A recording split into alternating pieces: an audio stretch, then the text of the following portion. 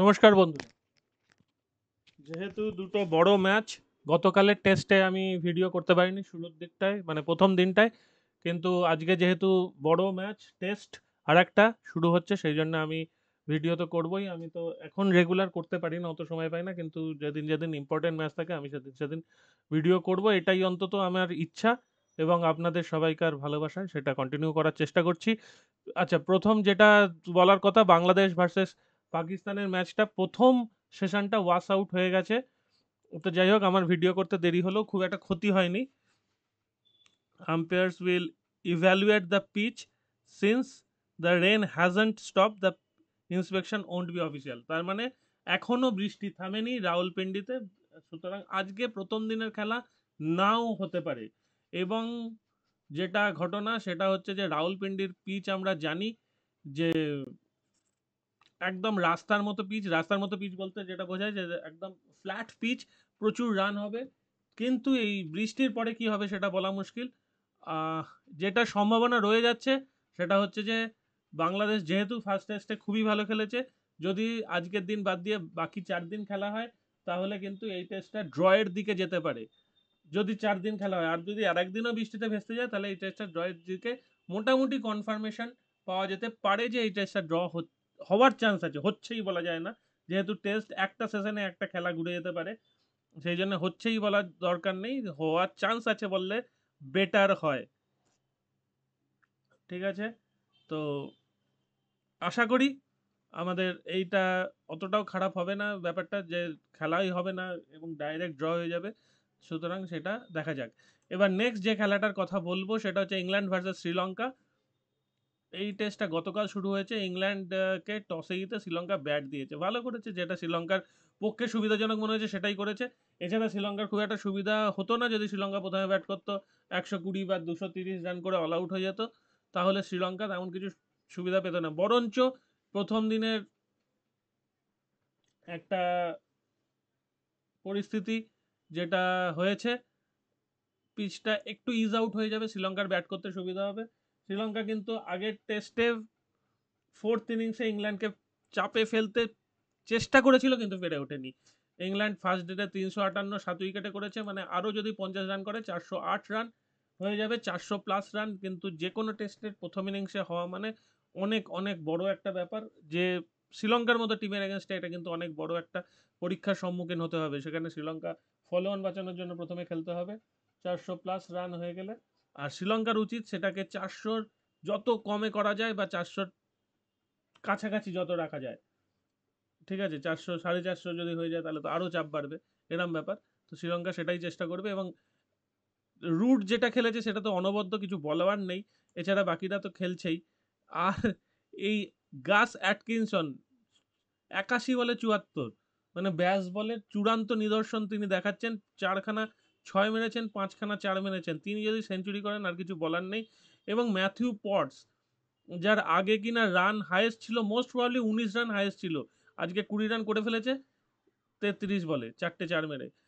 19 run highest ছিল কিনা সেটা দেখতে হবে, আমি আন্দাজেই বললাম, আমার মনে হচ্ছিল যেন আমি দেখেছিলাম কোথাও 19 রান হাইয়েস্ট ছিল যখন ব্যাট করতে নেমেছিলেন।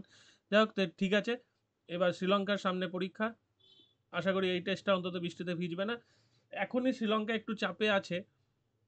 তো ইংল্যান্ড যদি রান বাড়াতে থাকে তাহলে ইংল্যান্ডকে একটা লে করা যেতে পারে, একটা সুযোগ পাওয়া যাবে ইংল্যান্ডকে লে করা। শ্রীলঙ্কা প্রথম দিকে যদি টপাটপ উইকেট পড়ে যায় তাহলে তো আরোই সুবিধা।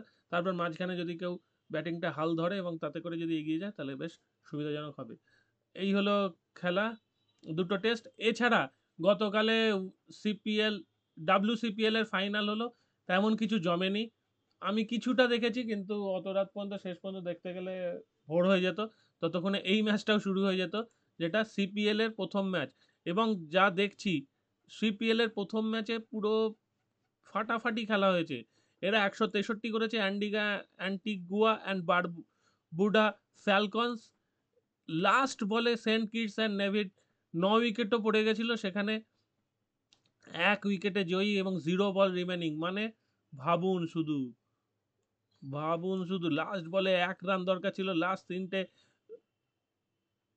আচ্ছা লাস্ট ওভারে 2 উইকেট পড়ে গেছিল। মানে খেলাটা জমজমাট হয়েছে, যারা দেখেছে প্রচণ্ড টান টান ম্যাচ দেখেছেন এবং আশা করি ভালো প্রফিট করেছেন। আজকেও আজকে সিপিএল এর 4:30 খেলা, অ্যান্টিগুয়ার সঙ্গে গায়ানা। মোট কটা টিমের খেলা আছে দেখে নিই। 1 2 3 4 5 6টা টিম। তার মধ্যে অ্যান্টিগুয়া আবার খেলবে, অ্যান্টিগুয়ার পরপর দুটো ম্যাচ হয়ে যাবে। তো ঠিক আছে, দেখা যাক কি হয়। আশা করি টুর্নামেন্টটা ভালো জমবে। এবং এবার চলে যাই সরাসরি ফুটবলে। ফুটবলে আজকে শুক্রবার রাত্রির প্রচুর ম্যাচ আছে। সেন্ট পলিন মানে প্রথমেই বুন্দেসলিগা, সেন্ট পৌলির সঙ্গে ইউনিয়ন বার্লিন একটু ভালো টিম সেন্ট পৌলির থেকে। সেরিয়েতে টরিনো গতবারও ভালো খেলছিল। ইন্টার মিলান আর আটালান্টা ভালোই হবে। আটালান্টা একটা গোল দেবে আশা করি। লিওন জিতবে, কিন্তু অত সহজে জিতবে বলে মনে হচ্ছে না, একটা গোল তো খাবেই। বেলজিয়াম জুপিলার লিগ,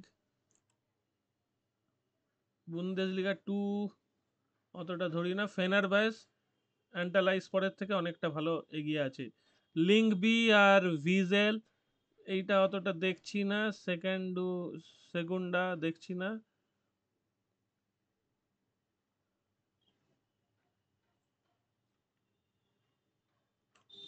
আচ্ছা, এটা তো গেল ফুটবল। সবচেয়ে বড় যেটা চলছে সেটা হচ্ছে যে টেনিসে ইউএস ওপেন। চলে যাই ইউএস ওপেনে, স্পোর্টসে যাব। লাইভ দেখে লাভ নেই, এখন শুরু হয়নি আমাদের টেনিস। ইউএস ওপেন, ইউএস ওপেনে আজকে রাউন্ড অফ 32 ম্যাচ। দেখুন, বেন সেলটন আর টিয়াফো দুটোই একদম তুল্যমূল্যের লড়াই। যে ফার্স্ট সেট জিতবে তাকেই লে করে দিন বা অপোনেন্টকে ধরে নিন। টিয়াফো এই ম্যাচটা জিতে যেতেও পারে, ভীষণ ক্লোজ ম্যাচ হবে। আচ্ছা, রুবলেভ আর জিরি ল্যাকেচা অতটা ক্লোজ হবে না। যদি রুবলেভ প্রথম সেট জেতে তাহলে রুবলেভের রেট অনেকটা কমে যাবে। তারপর যদি জিরি লেকেচা একটা সেট জেতে সেটা অনেক ভালো হয়, তাহলে খেলাটা একটু সমতা ফেরে। কিন্তু রুবলেভ এই ম্যাচটা জিতবে এটুকু আশা করছি। এই ম্যাচটা বেন সেলটন জিততে পারে, টিয়াফো জিততে পারে। আমার ধারণা টিয়াফো জিতবে। টেলর ফ্রিটস এই ম্যাচটা জিতবে, কিন্তু প্রথমেই টেলর ফ্রিটসকে একটা লে করে দেখা যায়, এত কম রেট আছে বলে। ফ্রান্সিসকো কোমেনজা খারাপ প্লেয়ার নয়। ডিমিট্রভ এই ম্যাচটা জিতবে বলে আমার ধারণা। ক্যাসপার রুড একটু সহজেই জিতবে। আচ্ছা, নাকাসিমা আর লরেন্জো মুসেটি এই খেলাটাও বেশ ক্লোজ ম্যাচ হবে। এই খেলাটা নিয়ে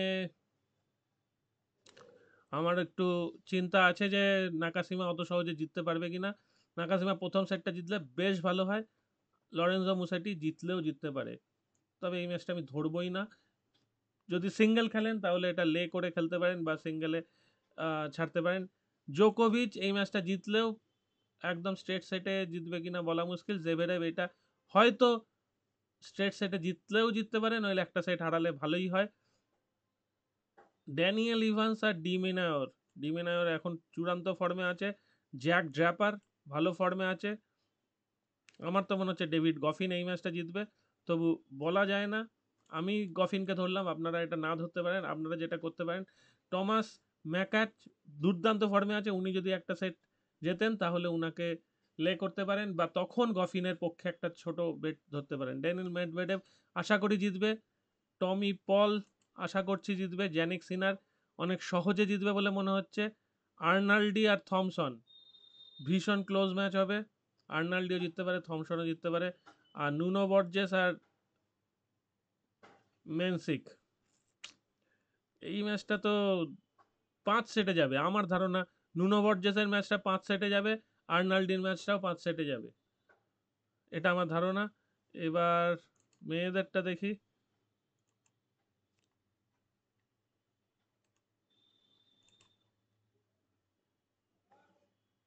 ও, এখানেই রয়েছে।